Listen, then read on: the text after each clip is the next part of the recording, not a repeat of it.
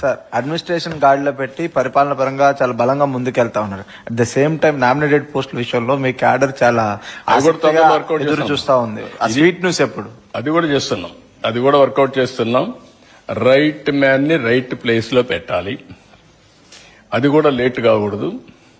నాకు వచ్చిన సవాళ్ళు అంటే మీ మాదిరిగానే నాకు కూడా 24 గంటల టైం, మా పార్టీ వాళ్ళకి కూడా 24 గంటల టైం.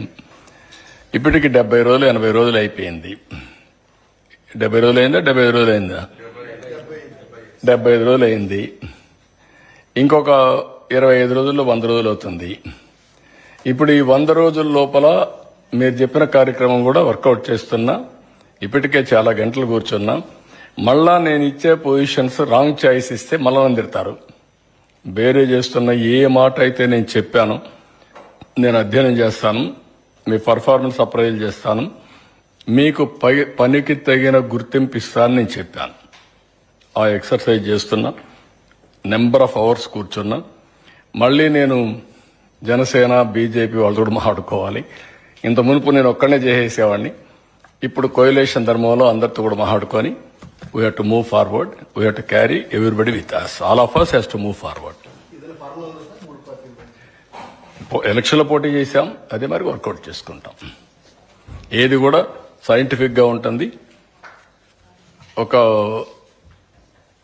బేస్ కూడా ఎప్పుడు కూడా ఆ రోజు సెలక్షన్ ఆఫ్ క్యాండిడేట్స్ లో ఎట్లయితే చేశామో వెరీ క్లియర్ గా ఎక్కడికక్కడ రైట్ మ్యాన్ రైట్ ప్లేస్ లో పెట్టాం. సేమ్ థింగ్ రేపు కూడా చేస్తాం. న్యాయం చేసేది మీరు చెప్పినట్టు. చాలా మంది ఇంకోటి ఏంటంటే నాకు పెద్ద ప్రాబ్లం ఇస్తారు, ఇది కూడా చెప్తా ఉండాలి, లేదంటే ప్రజల్లో కూడా అర్థం కాదు. యాస్పిరేషన్స్ ఎక్కువ పెరిగిపోయినాయి.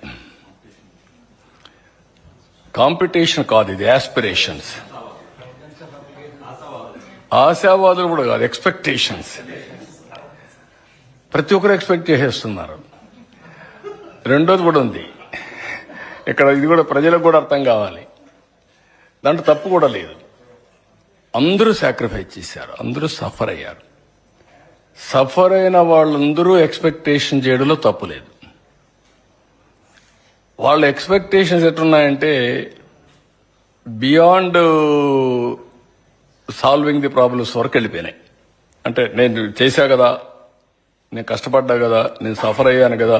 ఇప్పుడు ఒక ఆయన ఉన్నాడు, వైఎస్ఆర్ కాంగ్రెస్ పార్టీ పీరియడ్ లో ఈయన ఆస్తిపోయింది. ఈ ఆల్సో సఫర్డ్.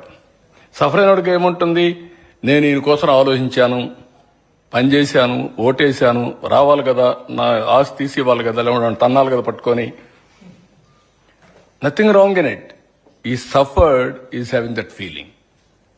ఇప్పుడు నేను వాళ్ళు చేసినట్టు నేను చేశాను అనుకోండి, there is no difference between the two. That is the miss match.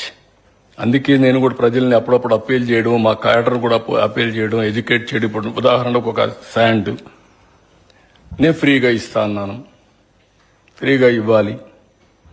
It has become a big challenge for me. ఫ్రీగా ఇవ్వాలంటే ఎక్స్లవేషన్, రెయినీ సీజన్ వచ్చింది. ఇప్పుడు నేను తవ్వలేను.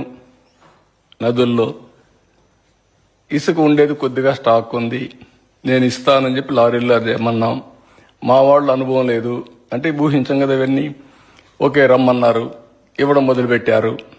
మొదలు పెడితే లారీలో నిలబెట్టేశారు. నిలబెడితే వీళ్ళు లోడ్ చేయడానికి కూడా వాళ్ళకి శక్తి లేదు. నేను మార్నింగ్ సెక్రటరీకి వస్తే ఒక 100 లారీలు రోడ్డు మీద ఉన్నాయి.